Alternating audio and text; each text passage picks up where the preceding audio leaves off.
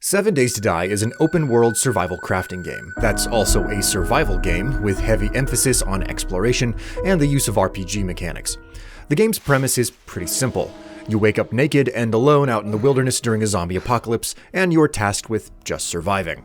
To do this, you first run through a brief tutorial, after which you're directed towards a local trader who will have you running quests for rewards.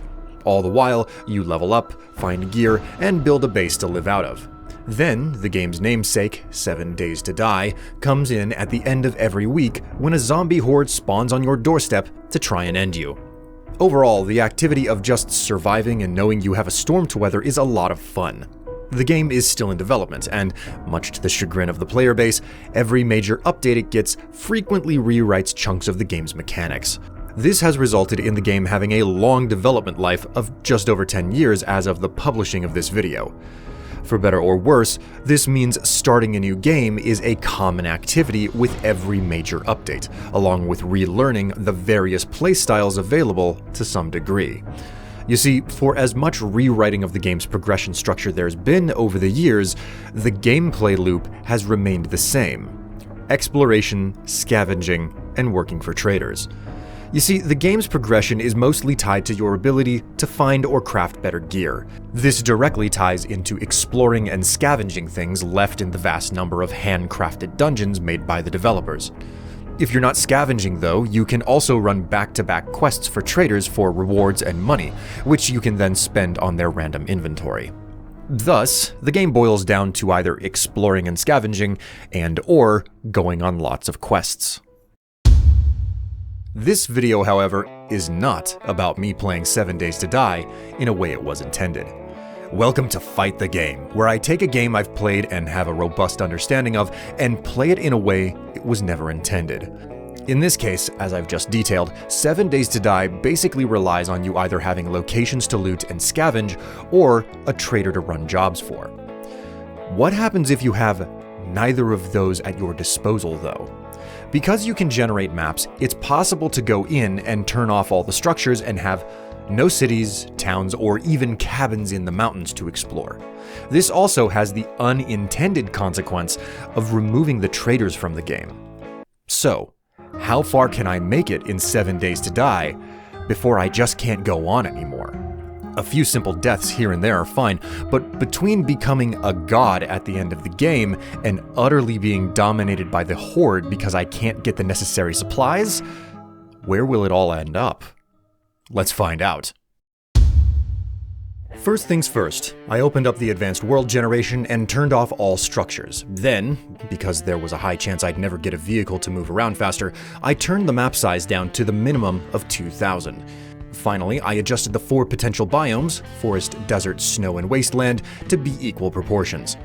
My adventure started exactly the same as it did in every other game, running through the same starter quests and getting an early injection of skill points. With no place to scavenge supplies though, the major challenge would be food and water. To help combat this, I put one of my 4 starter points into Hunter, so animals I carved up would yield more materials. Then a point into Pummel P to do more damage with my club, and a point into Miner 69er to reduce stamina use when harvesting things like wood. And finally, 1 point into Master Chef, so I would need fewer ingredients for cooking. The biggest problem, however, was going to be water. You see, this was done in Alpha 21, a build of 7 days where you're hamstrung on getting fresh water by either looting murky water out of, say, toilets in a rest stop and boiling them, or building a dew collector. With locations turned off, water was scarce, and the filter for a dew collector is almost exclusively bought off of a trader. With none of those typical sources available, there was one single alternative: drinking out of a ditch, which can give you dysentery. Hoping to avoid that, I started exploring in hopes of getting lucky with murky water in random trash piles. You see, even with the locations and buildings turned off, I still had a lifeline for the game's more refined resources. Even out in the wilderness, and depending on the biome you're in, it's possible to find varying amounts of random trash piles, moldy backpacks, and even broken down cars, which can all have valuable loot. As I started searching for any random trash piles, I spent an inordinate amount of time punching flowers, so if I did get lucky and find water to boil, I could turn it into tea for additional buffs. I hit my first stroke of luck not far into the day by finding a cooking grill, which is necessary to prepare many types of food once unlocked. Then, after chopping down a decent number of trees, I began to build a shelter, but ran out of wood close to sundown. This is an important thing to know about 7 Days to Die. Under normal circumstances, zombies pose a limited threat because all they can do is unthreateningly shuffle towards you. However, when the sun goes down, they gain the ability to run. So, despite the risk, I left my half-built shelter to find more wood. In the process of lumberjacking, I continued to loot trash piles and found my first skill magazine, Big Hitters. This was a good find, but a reminder of another major challenge facing me. As I already said, because of the long development cycle for 7 Days to Die, many parts of the game's existing mechanics get regularly reworked. In the version I was playing here, Alpha 21, how you learn to craft new and better gear was the target of that rework. The idea is that knowledge of how you build and craft things are tied to a category of corresponding skill magazines, and you have to read X amount of said magazine to learn how to make more items. You don't need to find a few either, but many, many magazines. In the case of my first find here, Big Hitters, it helps to craft better clubs, but 100 of them are necessary to max out the crafting skill. Thus, this single first crafting magazine unlocked nothing. But it still counted for something, no matter how small. I continued to harvest trees and deal with the occasional undead until I gained my first level up point, which I proceeded to put into the skill Iron Gut, so my hydration and hunger would drain a bit slower. Then, not long after, I found my first weapon mod in an old trash pile, the Burning Shaft. This mod has the perk of occasionally setting enemies on fire, and it functions as a torch to light the way in darker places, which was good because not long after, the sun set and it was time to head back home. As I returned from my small adventure, I was beginning to suffer some bad dehydration. Since I decided to build not too far from a large lake, I was forced to hop over and start swallowing handfuls of unfiltered water. As I did this, I, predictably, got dysentery from the water source, and was almost immediately attacked by a handful of vultures that followed me home. Despite these troubles, my hunting in the Wasteland had paid off, so I cooked and choked down a few burnt steaks and ventured out again. This time, I decided to return to the location I spawned at because it was basically a perfect four corners location with access to all four biomes.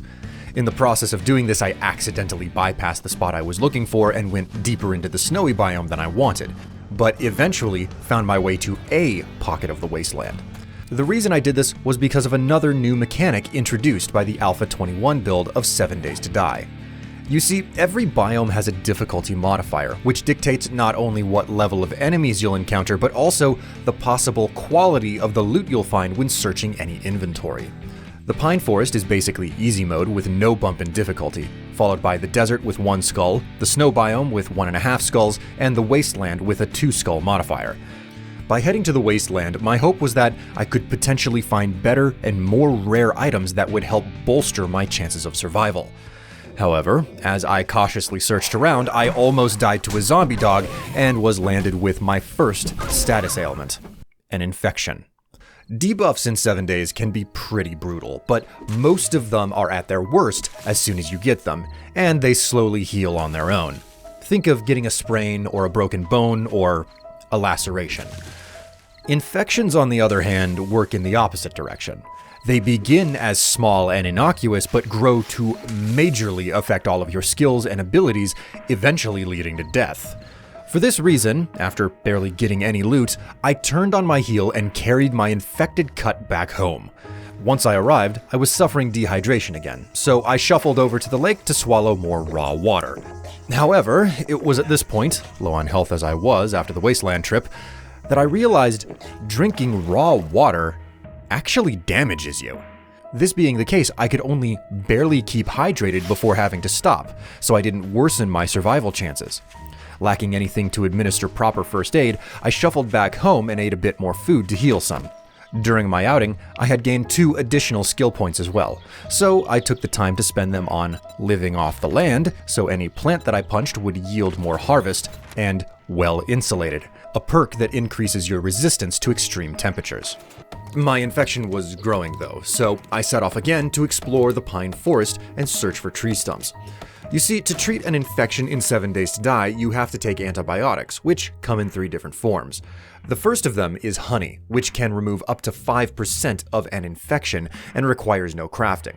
The way you find honey is by chopping tree stumps, which have a 1 in 5 chance to drop it. Thus, I trekked over the nearby mountains, punching cotton plants along the way with my new harvesting perk. In the process, I managed to scavenge a college jacket, which enhances your run speed, and a flashlight, which is a better light source than either a torch or a weapon with a burning shaft mod. It took a bit of time, but after my infection exceeded 5%, I managed to find some honey to not only reduce the infection, but also buy me a bit more time. I kept searching, and just after sundown, found my second jar to completely wipe out the illness, also restoring some hit points in the process due to the medicinal properties that honey carries. I slowly made my way home, crafting cloth from the cotton I was gathering and cobblestone from the detritus I was picking up from the trash piles. After returning, I sorted out my inventory and swallowed some more raw lake water, and this time got advanced dysentery. With a new dawn upon me and an upset stomach, I set out again to return to the Wasteland and hope to find some useful loot. While I did manage to find the correct area of the Wasteland this time, I still had low health from drinking the lake water and was greeted by a zombie dog who tore me limb from limb. There you go, my first death arrived on day 3.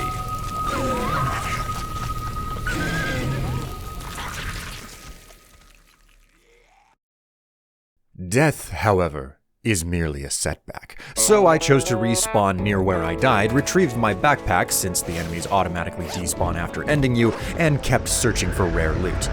This didn't get me too far though, as all I was able to scrounge up was an electrical traps magazine, which is fine but not super useful.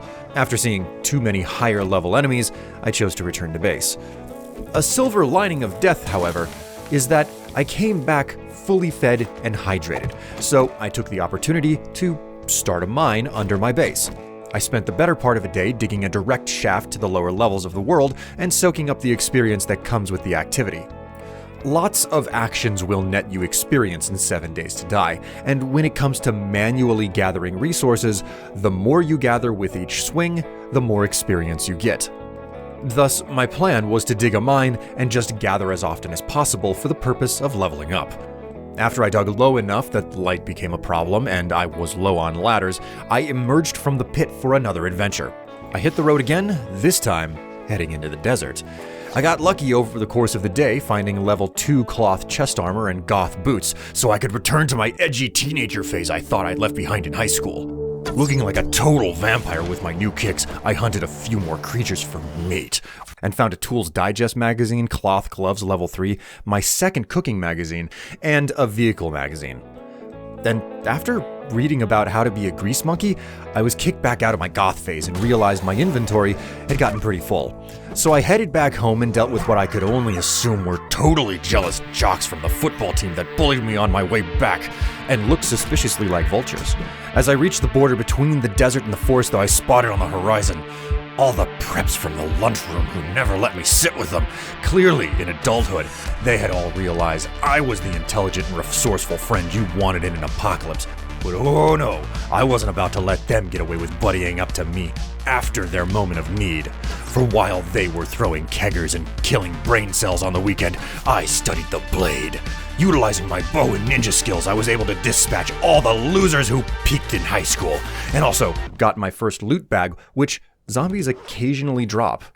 Not that there was anything particularly useful inside of it. Stop hiding the good stuff from me, Marilyn. Safe inside my... Safe inside my home, I took the supplies I had gathered and crafted my first pocket mods to expand my carry capacity.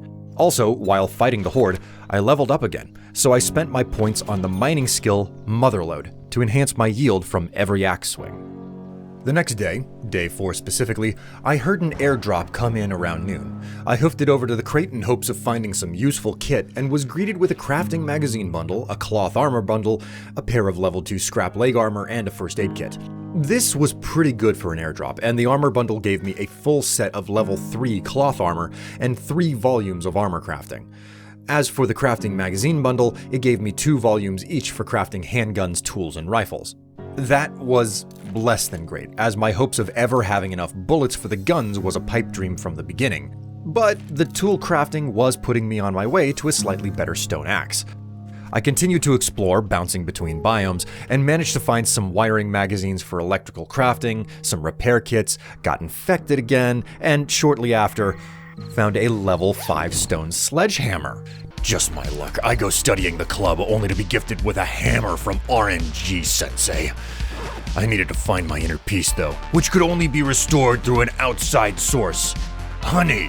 So I stashed my spoils at base and set out in search of tree stumps again. As I ventured through the dark night, I managed to recover my 4th cooking magazine, which unlocked 2 new recipes, cornbread and goldenrod tea. Normally, this would be a major boon to me, as cornbread is better food than burnt steaks, which I was subsisting on, and goldenrod tea treats dysentery, which I'd gotten several times over. However, the utter lack of water as an item in my inventory meant that neither of these things would be craftable, as water is needed to prepare both tea and cornbread. It was at this moment that the difficulty of survival without the looting and trading aspect of the game to get water really came into focus. With my infection spreading though, I continued to search through the night, which led me to explore the edges of the map and some mountains more thoroughly than I usually would. It was only after I went too far and found the radiation zone around the border that I had to turn back, lest I grow a new arm or maybe just die from rad damage. In my continued search, I hopped over to the snow biome and managed to find some aloe cream. This could have been a boon was it not for my utter lack of medical skill. You see, one of the most basic ways to heal in 7 days is to craft first aid bandages by combining basic bandages with aloe cream. This, however, requires that you read at least 5 medical magazines. But when I went to college, tuition fees were sky high and books cost the same as a few months of food, so I just chose to suck up the debt and fail instead of buying a medical textbook. By now, my infection had spread to 8%, and I finally found some honey, but not from a stump. It was instead tucked inside of a red purse, resting in the snow. Unusual of a source as it was, I gladly took the basic antibiotic and went along my way. Being not far from the Wasteland, I stumbled into it, finding not only some vitamins, but also some level 5 scrap gloves. The bonus of finding higher level scrap armor was a mixed bag though, as heavy armor significantly slows you down no matter how you tech your character. The good feeling of getting such a good find was short-lived though, as the honey wore off and my infection returned. To make matters worse, the Wasteland is littered with vultures who are always out for blood, which, in my weakened state, led to my second death on day 5 around the 14-hour mark. Turns out, even if I had stayed in medical school, I probably couldn't have stopped my ill demise. In my last moments, though, as the talons tore into me, I chose to become a religious person, and thus gained a new lease on life, meaning I didn't have to worry about food and water for a while, so I respawned, collected my stuff, and returned to base. After sorting out my inventory, I finally took the time to distribute some perk points, starting with a second point into Mother Lode to increase resource yield when mining or chopping, and a point into archery since I was relying on the bow for hunting so much. I proceeded to spend the next several hours further digging the main shaft down to the mine and upgrading the ladder I used to go between it and the surface. I also leveled up again in the process and found myself spending my hard-earned point to raise my strength stat to level 3, just before I reached bedrock and the bottom of the world space. As I was finishing up work on the mine ladder though, I emerged from the pit to discover I had accidentally attracted my old college roommates. Evidently, all the noise I was making sounded like one of the raucous parties we used to throw, which triggered a sympathetic response and drew them to me after the zombie virus got to them first. I'm a changed man, though. College was over a decade ago, so I leapt out of the house with a chunk of wood I wrenched off of a tree and beat my old friends into submission with it. Once I was properly covered in red from the vigorous cardiovascular activity I so needed, I took the time to finally both put a proper floor in my house and place a land claim block. I should have done this a long time ago, as land claim blocks create a protected area around your base where zombies won't spawn. In other words, it's a sign that you've grown up and have become a responsible homeowner. And they said millennials would never own property. Ha! By the end of all of this, I was both hungry and thirsty by a significant margin, so I cooked up plenty of burnt steak, grabbed the vitamins I previously found in the Wasteland, and hopped out to the lake. Normally, vitamins will cure what's known as exhaustion, a status ailment that increases all damage you take by 10%. However, vitamins have the added side effect of making you 100% incapable of getting both an infection or dysentery. So, using this to my advantage, I popped the vitamins and sucked down lake water a few dozen times. This is outright bad for your health, as it reduces HP by 5 points with each drink. So, after sustaining the damage for trying to remain hydrated, I crammed multiple steaks down my gullet, with each one both restoring a little bit of the health I just lost and negating some of the water I just drank. After doing this several times, I realized I was a stone's throw from leveling up. So I arrowed a single zombie and grabbed the 3rd level of Miner 69er to reduce my stamina usage when mining and chopping.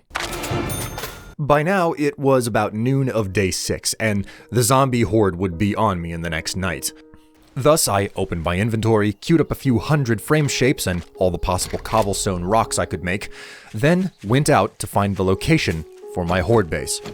There's no real correct way to tackle the zombie horde that comes for you every 7 days, but there's a general wisdom that, at the very least, you should never try to survive at the same place you store all of your things.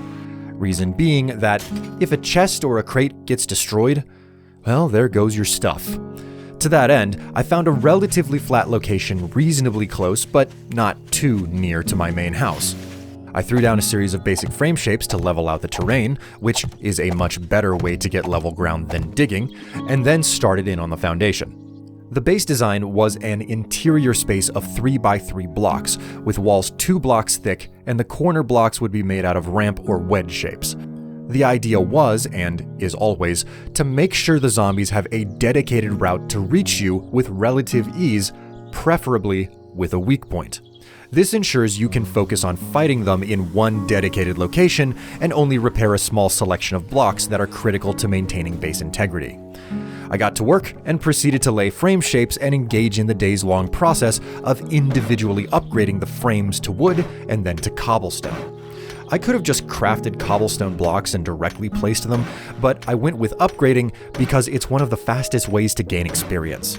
Every block you upgrade gives you a pretty substantial amount of experience, so it makes a lot of sense to manually upgrade every block you can. When all was said and done, at the end of day 6, I leveled up 3 times to reach level 14. It was after all of the building that I also chose to start using that tier 5 stone sledgehammer I found earlier, and thus I put 2 points into the hammer skill, Skull Crusher, and then proceeded to put my last point into Strength, getting it up to level 4.